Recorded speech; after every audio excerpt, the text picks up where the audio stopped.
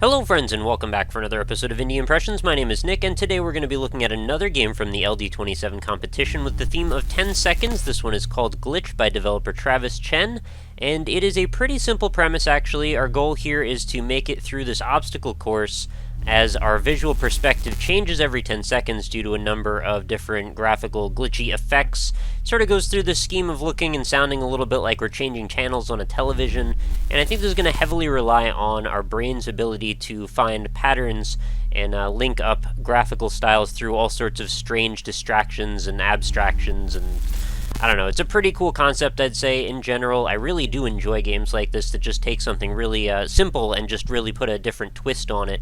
And in this case, I think we have to sort of use the best parts of each one of these different effects. See, some of them are so glitched out that you can't see hardly anything. You might have to just stop and wait for a while, because right now I'm hopping across what seems to be a bunch of cylindrical platforms, and of course if you fall, it just resets you back at the beginning. So you have to be pretty accurate for a pretty long time. I'm not sure exactly how long this obstacle course goes for, but I am going to try my best to piece this together. It might end up being a pretty short episode, especially seeing as I haven't died yet. But regardless, again, I think this is a very cool concept and one that I would like to see fleshed out even more. I could see an entire game based around this concept working pretty well, with even more visual styles and themes and more surreal abstraction craziness going on as you get further on. Note that there is, of course, a somewhat of a soundtrack. I mean, it's pretty minimal. Sort of a humming drone sound going on in the background, and then we've got the staticky television channel changing sound happening every 10 seconds. And I am not sure if I'm about to walk off the edge of the world here. It's pretty tough to tell. I find that this is probably one of the easier ones to actually judge whether or not you can find something to stand on. Okay, I think we're on a plank heading up a ramp now. Alright, seems like we've had to take a little bit of a detour here. That's fine. So now at this point I'd say the landscape starts to turn into a bit of a maze, and I'm just going to keep on heading up. I'm not sure if this is going to put me in a position where I'm able to even pass on to the next spot. I think I might be stuck. Oh, can I jump over? Okay, I think I made it up. I'd love to see when you finish this, if maybe it would trigger the actual, like, all the graphics to set back to normal. Maybe you could see what the landscape looked like without all the effects going crazy on you. This one is probably the hardest to look at. The colorful one, it's probably the most distorted. Oh, I've fallen really far, but I didn't die, so I guess I get to keep playing. Alright, let's try again. I'm not sure where I am, though. I think I need to make my way up all these ramps again. I'm probably supposed to make some sort of a leap of faith when I got to the top. But I could totally see this working as a much longer, like a larger scope situation. Granted, this was made in 48 hours, so you got to take some allowances for that.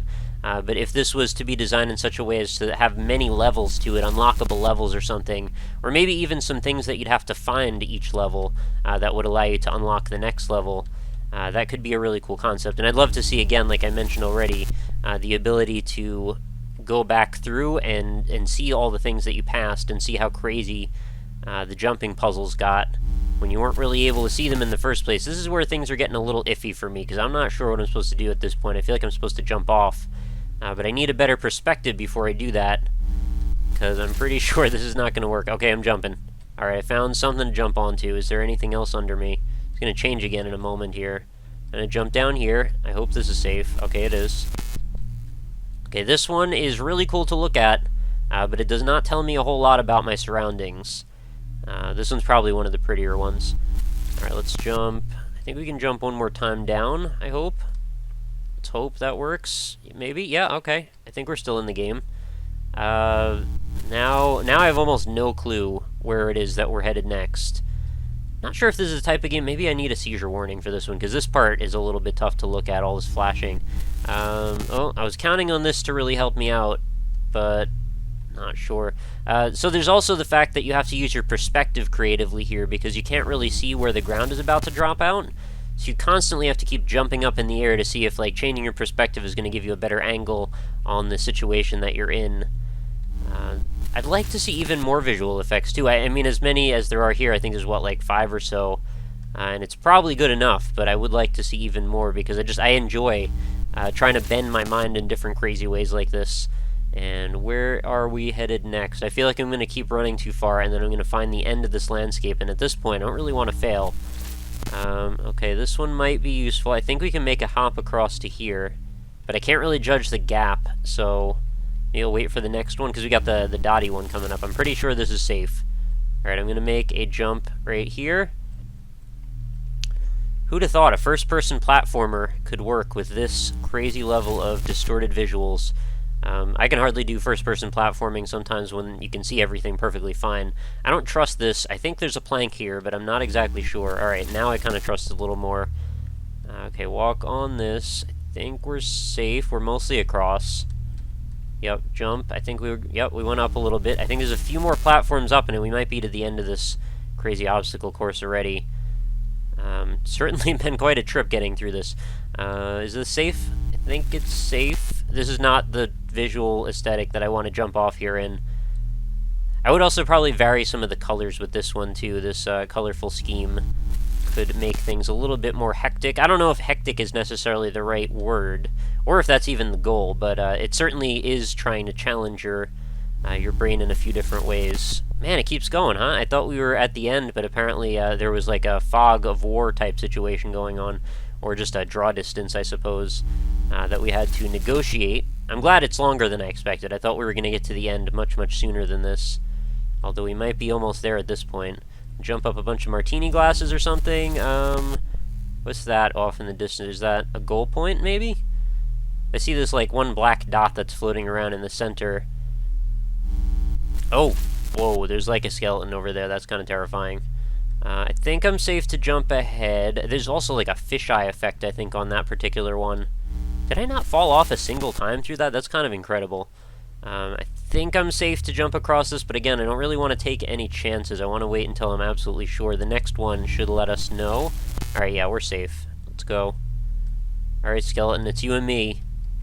I guess we're going to have a showdown now. There could be a trap, though, so I got to keep jumping and looking just in case.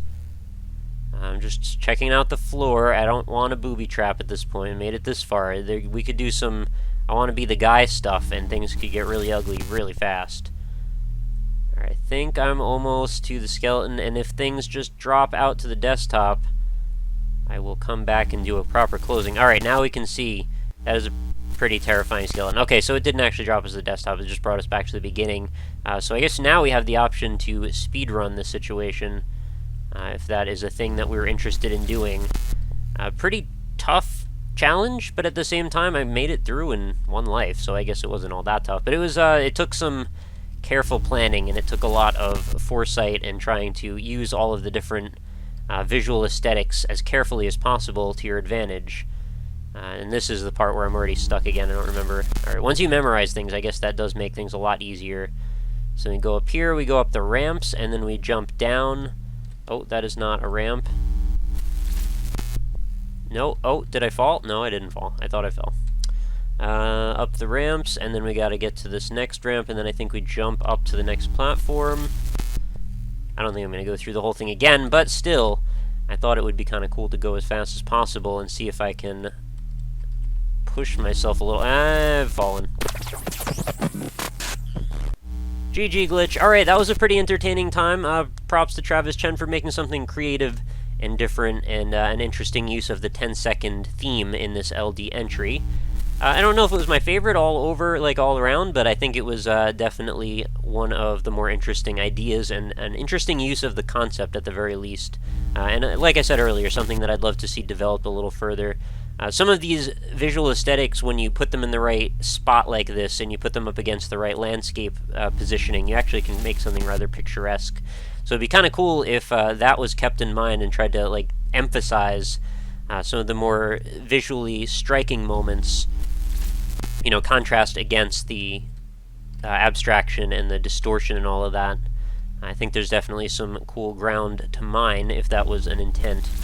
And yeah, that is definitely a hard one to jump around on, I have to say. So I guess with that, we will wrap up another episode of Indie Impressions. I know a rather short one, but feel free to go try this one yourself. It is available in browser, so if you want to go try it totally free, link's going to be right in the description. Feel free to let me know what you think. What would you have done differently with this entry? What would you have done the same? What would you have emphasized differently, or any of that?